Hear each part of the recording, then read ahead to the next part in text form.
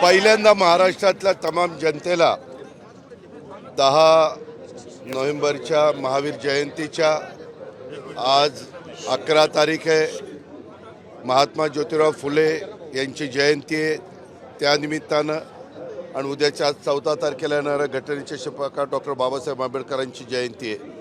ह्या जयंतीच्या निमित्तानं मी मनापासून सर्वांना हार्दिक शुभेच्छा देतो. ह्या महापुरुषांनी जो आदर्श आपल्या सगळ्यांच्या समोर ठेवलेला आहे त्याच आदर्शाने पुढं आपल्याला सगळ्यांना वाटचाल करायची. त्याच्यातूनच तुमच्या माझ्या महाराष्ट्राचं भलं होणार आहे. त्याच्यातूनच आपल्याला शिवशाहू फुले आंबेडकरांच्या विचारधारेला एक अधिक चांगल्या पद्धतीनं गती देण्याचं काम करता येणार आहे आणि ह्याच्यातून जातीय सलोखा वाढणार आहे आणि सगळ्या महाराष्ट्रातल्या जनतेने गुण्यागोविंदांनी त्या ठिकाणी एकत्र राहायचं आहे. या पद्धतीनं आपण सगळ्यांनी वागायचं आहे आणि महात्मा ज्योतिराव फुल्यांच्या जयंतीच्या निमित्तानं मी तेच आव्हान तमाम माझ्या सहकाऱ्यांना तमाम माझ्या जनतेला त्या ठिकाणी करीन.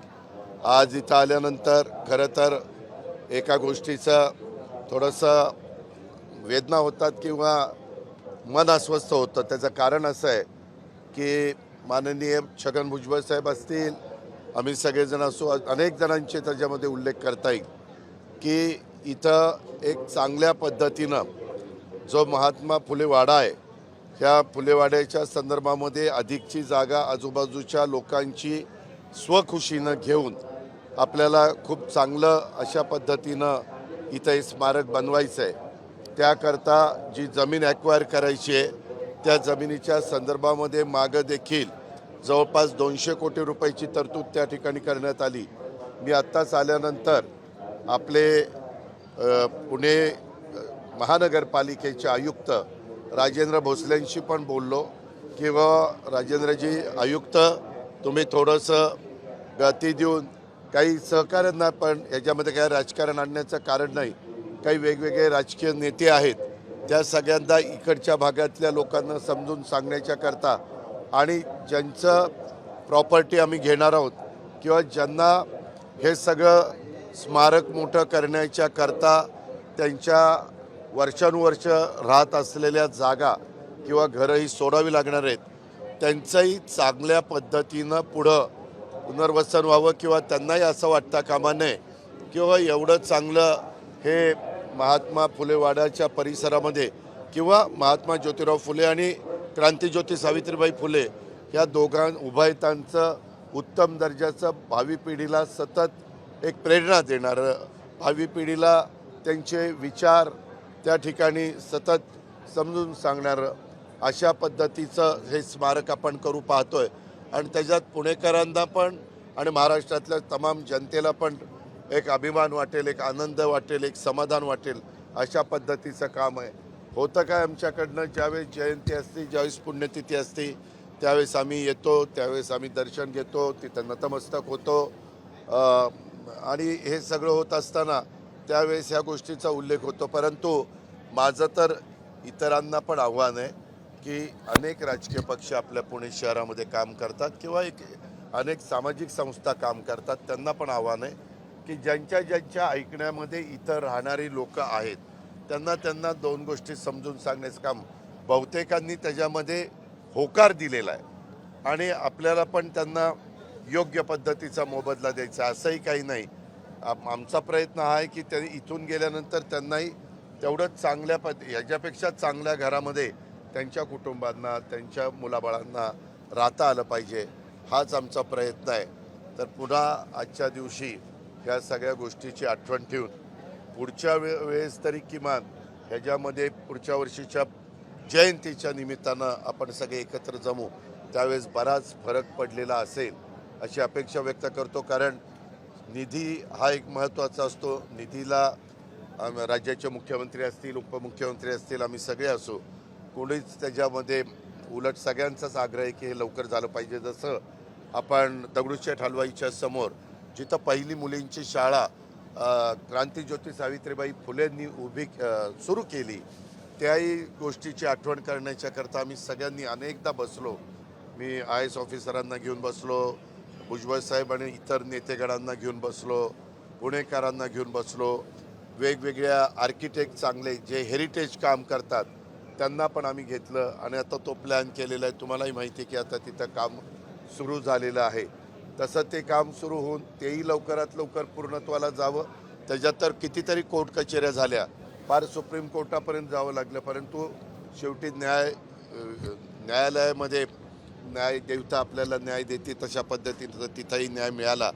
तसं इथं पण मी आज जयंतीच्या निमित्तानं आवाहन करेल की इथं पण तशाच प्रकारे आपल्या सगळ्यांचं जी इच्छा आहे, आपल्या सगळ्यांचं जे स्वप्न आहे की अतिशय उत्तम असं दोघा उभयतांचं महात्मा ज्योतिराव फुले आणि सावित्रीबाई फुलेंचं स्मारक त्या ठिकाणी व्हावं.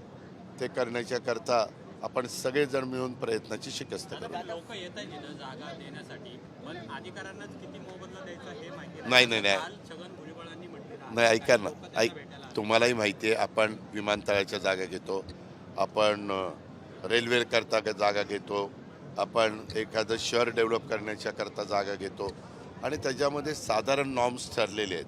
मी जर भुजबळ साहेबांशी पण मी बोलीन, परंतु मी आत्ता तुमच्याशी बोलणं झाल्यावर पुन्हा अधिकारी इथं आहेत, मी त्यांच्याशी पण बोलीन. असं नाही आहे, आपले काही गोष्टी ठरलेल्या आहेत की किती पैसे द्यायचे, काय द्यायचे, आणि काही त्याच्यात अडचणीत असेल तर जरूर आम्ही वेळ पडली तर कॅबिनेट पुढं जाऊ आणि मार्ग काढू. उपोषणाला बसावं लागेल, अधिकारी दिरंगाई करतायत. अरे बरोबर आहे ना बाबा, ती उपोषणाला बसण्याची वेळ येणार नाही अशा प्रकारची काळजी खबरदारी घेऊ. दादा, महात्मा फुले यांच्यावरती एक चित्रपट आज खरं तर प्रदर्शित होणार होता महात्मा फुलेंच्या जीवनपटावरती, पण दरवेळेस सारख्या चित्रपटावरून पुन्हा राज्यात वाद झाला. काही ब्राह्मण महासंघ असेल किंवा इतर हिंदुवादी संघटनांनी विरोध केला काही दृश्य, आणि तो आता 15 दिवसानंतर पुढे ढकललाय. सेन्सॉर बोर्डवरती सुद्धा प्रश्नचिन्ह उपस्थित केले जात आहेत. आपल्याला सगळ्यांना माहिती आहे की आपल्या महाराष्ट्रामध्ये ज्यावेळेस एखादा चित्रपट प्रदर्शित होतो त्यावेळेस सेन्सॉर बोर्ड असतं. त्याच्यामध्ये ते सेन्सॉर बोर्ड त्या ठिकाणी चित्रपट बघतं. त्याच्यामध्ये अनेक वेगवेगळे मान्यवर त्या बाबतीमध्ये त्या समितीमध्ये आहेत आणि साधारण त्या चित्रपटाचा समाजावर कुठला काही वेगळा परिणाम होणार आहे का, त्याच्यातनं वाईट परिणाम होणार आहे का, हे सगळं पाहिलं जातं, शहानिशा केली जाते. आणि तुम्हालाही माहिती आहे की आत्तापर्यंत अनेक वेगवेगळ्या प्रकारचे चित्रपट आलेत. आता मध्ये बघा पद्मावत आणि पद्मावती तो आला, त्याही वेळेस अशाच प्रकारची चर्चा झाली, परंतु ते पद्मावतीचं नाव पद्मावत केलं आणि नंतर तो चित्रपट आला तरी देखील काही घटकांचा त्याला विरोध होता. आता ठीक आहे, आपल्या संविधानाने, आपल्या घटनेने आपल्याला बाबासाहेबांनी सगळ्यांनाच आपलं मतस्वातंत्र्य दिलेलं आहे, विचार स्वातंत्र्य दिलेलं आहे, त्या पद्धतीनं लोक बोलतात. परंतु साधारण आम्ही सरकार म्हणून ही काळजी घ्यायची असते की त्याच्यातून समाजामध्ये कुठं तेढ निर्माण होणार नाही, समाजामध्ये एकोपा राहील, ही खबरदारी मात्र.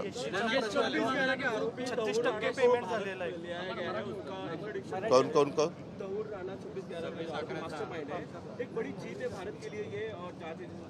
बराबर है, बहुत दिनों से, क्योंकि 26/11 हम सब सभी 11 हम सब बम्बई में थे. तब स्वर्गीय RR पाटिल भी थे, विलासराव जी देशमुख भी स्वर्गीय थे और हम सब वहाँ थे. ये सब होने के बाद हमने भी राउंड मारा था जहाँ ये घटनाएं हुई थी, और वो इतनी गंभीर घटना थी कि पूछो मत. इसीलिए उसका मास्टरमाइंड कौन है ये पूछताछ करने की बहुत कोशिश की. अभी ये जो आदमी मिला है वो आने के बाद पता चलेगा कि किसने उसको बताया, क्यों उन्होंने ये किया, उसका कारण क्या था, और वो पता होने के बाद अपने को आगे भी अपनी लाइन ऑफ एक्शन क्या होनी चाहिए, ज़्यादा से ज़्यादा क्या करने के बाद लोग सुरक्षित रहेंगे और सब में खुशहाली रहेगी. ये एसटी कामगारांचा प्रश्न आहे. 56% मार्चमध्ये जे पेमेंट 56% दिलं, कशाचं? एसटी रात्री पुन्हा तुम्ही आणि त्याच्यानंतर अरे बाबा, एसटीला मागे पण करोनाच्या काळामध्ये ज्यावेळेस त्यांचे प्रवासी येत नव्हते तेव्हा दर महिन्याला साधारण 250 ते 300 कोटी रुपये आम्ही सरकारमधनं बजेटमधनं द्यायचो आणि ते चालवत होतो. आता आपण 50% महिलांना तिकिटामध्ये सवलत दिलेली आहे. बाकीच्या पण दिव्यांगांना, ज्येष्ठांना, विद्यार्थ्यांना अशा काही आपण सवलती देतो. अनेक घटकांना त्याच्यामध्ये सवलती देतो आणि त्याच्यामध्ये ह्याचा काही परिणाम त्याच्यात होत असेल, पण सवलती देत असेल तर आम्ही त्याची रक्कम आहे ती बजेटमध्ये तरतूद करून त्यांना देत असतो.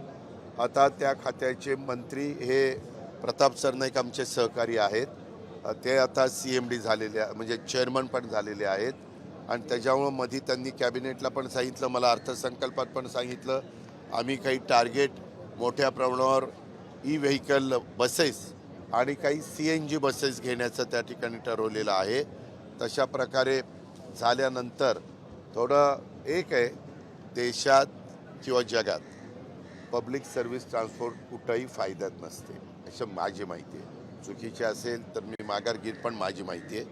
शेवटी सर्वसामान्य माणसांना पब्लिक सर्व्हिस ट्रान्सपोर्ट ही किफायतशीर दरामध्ये तिकिटाचे दर असले पाहिजे आणि त्याच्यामुळं तशा प्रकारचा प्रयत्न सगळेच सरकार करत असतं आणि त्यामध्ये आमचाही प्रयत्न तोच आहे. पण आता तिथल्या अनेक जागा, आपल्या बसस्थानकाच्या जागा इतक्या मोक्याच्या आहेत, तर BOT तत्वावर त्या जागा देऊन त्याच्यातून काही पैसा उभा करायचा आणि त्याच्यातून इन्कम वाढवायचा, हाही एक त्याच्यामध्ये प्रयत्न आहे. आणि हा प्रयत्न करत असताना असं एक पुढं आलं की आमचं राज्य सरकारचं धोरण 30 वर्ष पहिले, नंतर 60 वर्ष. तर 30 वर्षामध्ये कुणी BOTला येईना. ते म्हणतात बांधकाम करायला आम्हाला 2-3 वर्ष लागतील, पुढं 25 वर्ष राहतील आणि मग कसं आमचं व्हायचं. त्याच्याकरता मध्ये कॅबिनेटला मागच्याच चर्चा झाली आणि आता 60 वर्षाच्या करता करायचं आणि 60 वर्षांनी झाल्यावर पुन्हा 30 वर्षाचं वाढवण्याच्या करता त्याच्यामध्ये तरतूद करायची, असा एक प्रस्ताव मुख्यमंत्र्यांनी पुढच्या कॅबिनेटला आणायला सांगितलेला आहे. तो तयार झाल्यावर येईल आणि त्याच्यातून बऱ्याच अंशी प्रश्न सुटतील. पण आता तुम्ही जे काही सांगितलं आहे, मी काल जरा दुसऱ्या कामात गडबडीत होतो, मी त्या संदर्भामध्ये जरूर परिवहन विभागाच्या सहकाऱ्यांशी पण बोलील, प्रतापराव सरनाईक साहेबांशी पण बोलील आणि कसा मार्ग काढायचा ते CM साहेब आणि आम्ही एकनाथरावजी वगैरे बसून ठरवू. दादा, मंगेशकर हॉस्पिटलमध्ये एका महिलेचा मृत्यू झाला, त्यानंतर जवळपास 3 चौकशी समित्या नेमण्यात आल्या, त्यापैकी 2 समित्यांचे अहवाल आलेले आहेत, एका समितीचं येणं बाकी आहे. कारवाई काय झालेली आहे असं काही दिसत नाही. त्या संदर्भामध्ये 3रा अहवाल आल्यानंतर शासन योग्य तो कारवाई त्या बाबतीमध्ये करेन. कारण तो अहवाल पहिला 2रा मुख्यमंत्र्यांच्याकडं आलेला आहे अशी माझी माहिती आहे. माझी काही आज रात्री मुख्यमंत्री आपल्या पुण्यामध्ये मुक्कामाला येणार आहेत. उद्या युगपुरुष छत्रपती शिवाजी महाराजांची पुण्यतिथी रायगडला आहे आणि आज अमितभाई, देशाचे नेते गृहमंत्री अमितभाई शहा पण येणार आहेत आणि उद्या आम्ही त्यांच्याबरोबर रायगडला जाणार आहे. त्यावेळेस मी आज रात्री माझी नाही भेट होणार, पण उद्या जर झाली तर मी मुख्यमंत्र्यांना ह्याबद्दल विचारीन. पण आपण म्हणताय त्या प्रकारे कुठल्याही हॉस्पिटलमध्ये प्रत्येक माणसाचा, प्रत्येक व्यक्तीचा जीव हा महत्त्वाचा असतो आणि त्याच्यामध्ये कुणीच अशा प्रकारचा हलगर्जीपणा करता कामा नये. त्यामध्ये आमचे आत्ता सार्वजनिक आरोग्य मंत्र्यांचं मध्ये स्टेटमेंट तुम्ही ऐकलं असेल की वैद्यकीय क्षेत्रामध्ये 2 पैसे कमवण्यापेक्षा एक सेवाभावी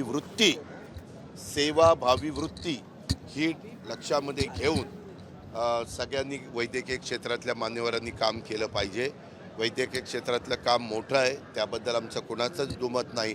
पण ज्यावेळेस गरीब व्यक्ती असते, मध्यमवर्गीय घरातली व्यक्ती असते, त्यावेळेस तिथं कुठंतरी पैशाकरता तिथलं अडवणूक केली जाते, पैशाकरता पेशंटला दाखल केलं जात नाही.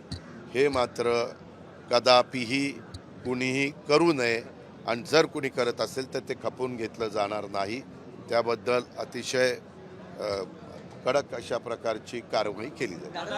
मंगेशकर कुटुंबियावर टीका केली जाते, मंगेशकर कुटुंबियावर टीका केली जाते या सगळ्या प्रकरणानंतर. वडेट्टीवार काल म्हणले की मंगेशकर घराणं हे लुटारूंची टोळी आहे, हे कितपत योग्य असेल? मंगेशकर कुटुंबियांचं योगदान जगाला माहिती आहे, भारताला नाही जगाला माहिती आहे. स्वर्गीय लता मंगेशकर असतील, आशा भोसले असतील, उषा मंगेशकर असतील, वीणा मंगेशकर असतील, हृदयनाथ मंगेशकर असतील, या सगळ्या पाची भावंडांचं जे योगदान आहे त्याला तोड नाही. आणि त्याच्यामुळं कुणी काय बोलावं ते मी सांगू शकत नाही, परंतु बहुतेक महाराष्ट्रीयन जनतेला त्यांच्या परिवाराबद्दल एक आपलेपणा आहे, रिस्पेक्ट आहे. आणि त्याच्यामुळं असं बोलू नये असं वाटतं. पुनर्वसनासाठी जो 30 कोटींचा निधी दिलेला होता, 30 कोटींचा निधी दिलेला होता तो त्यांनी हा तो ते ऐका ती पण माहिती ऐक जरा. तुझ्याच चॅनलला आम्ही बघितली ती माहिती, अनेक चॅनलला आपण बघितली आणि ते पण आम्ही तपासून घेणार आहोत. तर तिसरा अहवाल येऊ द्या की बाबा एवढे जर पैसे असले तर ते पैसे काय हळदी कुंकू पुजायला ठेवलेत, ते जनतेच्या करता आहेत ना. आता त्याच्यामध्ये असंही ठरलेलं आहे, म्हणजे चर्चा झालेली आहे की हे जे काही हॉस्पिटल आहेत त्याच्यामध्ये जे आपल्या चॅरिटेबल ज्या हॉस्पिटल आहेत तसा उल्लेख करायचा की जेणेकरून जनतेला, नागरिकांना पण कळलं पाहिजे. कारण आपण 1 रुपयात नामात्र दराने जागा देतो. आज काही जागांची किंमत काही शेकड्या कोटीमध्ये आहे. आणि हे कशा करता देतो की एक चांगलं हॉस्पिटल तिथं व्हावं, चांगल्या सुविधा व्हाव्यात, चांगले बेड उपलब्ध व्हावेत आणि त्याच्यातनं 20% तरी गरीब लोकांना ज्यांची ऐपत नाही अशांना पण तिथं उत्तम प्रकारचा ट्रीटमेंट करता यावी, देता यावी. ओके, धन्यवाद. महानगरपालिका का मेहरबान आहे? 7 तारखेला अमित शहांचा दौरा आहे, अजूनही तिकडच्या पालकमंत्रीचा तिढा सुटलेला नाहीये. तर काळजी करू नका. जरी नाशिक रायगडचा तिढा सुटलेला नसला तरी काम चाललेलं आहे. आम्ही मला म्हणजे मुख्यमंत्र्यांनी स्वतः लक्ष घालून तिथला जिल्हा नियोजनचं काय जो काही त्यांचं बजेट असतं ते आम्ही दिलेलं आहे, निधी दिलेला आहे. दोन्हीकडे निधी वाढवलेला आहे. 22,000 कोटी रुपयाची सगळीकडे तरतूद केलेली आहे. सुटे थोडासा धीर धरा, धीरे हो. आम्ही अमित शहांना अशी विनंती केली होती, आपण जर मुंबईत असाल तर ह्यावेळेस माझ्याकडे तुम्ही भोजनाच्या करता यावं आणि तुम्ही जर तिथंच म्हणजे रायगडच्या परिसरात असाल तर आमचे प्रांताध्यक्ष खासदार सुनील तटकरे यांच्याकडे यावं. तर त्यांनी तिथंच ते असल्यामुळं, कारण मला मुंबईतनं आले असते तर मग मी त्यांना विनंती केलेली होती, परंतु ते पुण्यावरून जाणार असल्यामुळं आता सुनील तटकरे यांच्याकडं तटकरे साहेबांनी अमित भाईंना निमंत्रण केलेलं आहे, CMला, दोन्ही DCMला, नंतर त्या भागातले मंत्री या नात्याने आमचे गोगावले साहेबांना, त्याच्यानंतर उदय सामंत साहेबांना, असं सगळ्यांना निमंत्रित केलेलं आहे आणि भोजनाचा कार्यक्रम होईल. दादा, बारामती तालुक्यात एक घटना घडली. कोराळे गावामध्ये एका 10वी शिकणाऱ्या मुलीने आत्महत्या केली.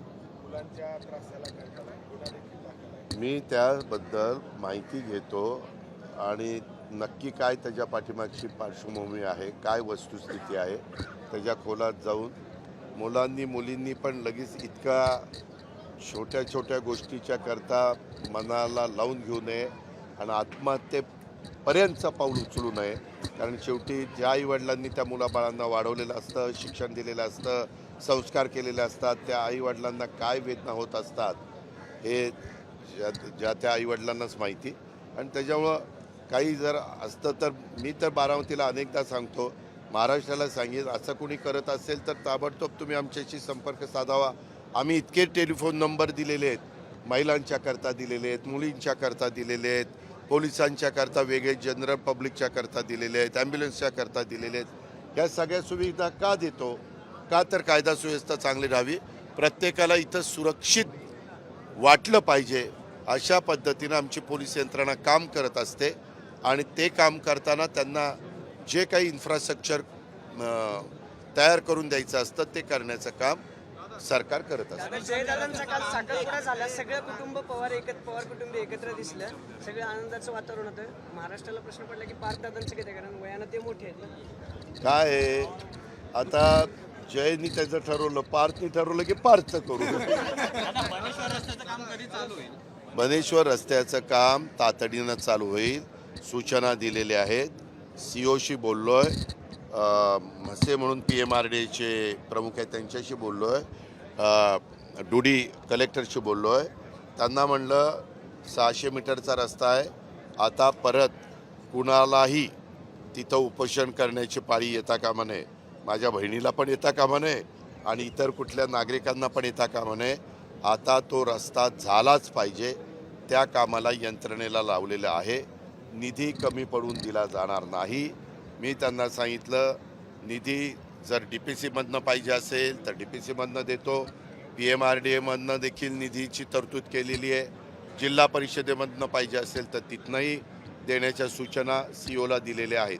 आणि काल शेवटी मी असं ठरवलेलं आहे की PMRDA आता ते काम तातडीनं सुरू करेल आणि भक्त ज्यांना बन्नेश्वरचं दर्शन घ्यायचं असेल त्या भाविकांना, तिथल्या रहिवाशांना आता त्रास होणार नाही अशाबद्दलची काळजी सरकार म्हणून आम्ही घेतोय. बस रे आता.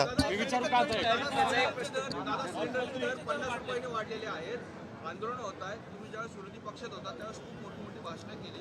तुम्हाला विसर पडलाय का? अजिबात नाही विसर पडला. तुला जसा प्रश्न विचारायचा विसर नाही पडलेला तसं मला पण त्याचा विसर पडलेला नाही. पण आपल्याला सगळ्यांना माहिती आहे पत्रकार मित्रांनो, जागतिक स्तरावर ज्या वेळेस इंधनाच्या किमती वर खाली होतात, आता पेट्रोल डिझेलच्याही किमती, दी ग्रेट अमेरिकेचे राष्ट्राध्यक्ष ट्रम्प आल्यापासून त्यांनी अशा प्रकारची काही परिस्थिती निर्माण केली टॅक्स लावल्यामुळं की सगळी जरा शेअर मार्केट जगातलं अनेक देशातलं गडगडलेलं आहे. त्याच्याबद्दल परवाच मी कुठंतरी भाषणामध्ये पिंपरी चिंचवडला उल्लेख केला आणि ह्या संदर्भात चांगलं माहिती आहे. आम्हालाही जनतेने त्यांना सुखाचं समाधानाचं जीवन जगता यावं म्हणून निवडून दिलेलं आहे. तुझ्यासारख्यावर असे प्रश्न विचारायची पाळी येऊ नये म्हणून आम्हाला निवडून दिलेलं आहे. पण 50 रुपये वाढले तरी पंतप्रधानांनी ऑइल कंपन्यांना पेट्रोल डिझेलचे दर वाढवू नका, तो तोटा तुम्ही सहन करा अशा सूचना दिलेल्या आहेत. आज आता स्वतः उद्याच्याला आम्ही अमित भाईंच्या बरोबर पण आहोत. त्यावेळेस साधारण काय केंद्र सरकार ह्याबद्दलची भूमिका घेणार याबद्दल आम्ही चर्चा करू. आणि एकंदरीत वातावरण जगातलंच या कराच्यामुळं गडबड झालेली आहे आणि त्याच्यामुळं किमती कमी अधिक प्रमाणात वर खाली होत आहेत. पण ह्या लवकर पूर्वपदावर याव्यात अशी प्रकारची अपेक्षा आपण व्यक्त करू. देश विदेशातील प्रत्येक घडामोडींचे लाईव्ह अपडेट मिळवण्यासाठी आता साम टीव्हीच्या सर्व सोशल मीडिया प्लॅटफॉर्मला लाईक, फॉलो आणि सबस्क्राईब करा. तसंच सर्व नोटिफिकेशनसाठी बेल आयकॉन प्रेस करायला विसरू नका.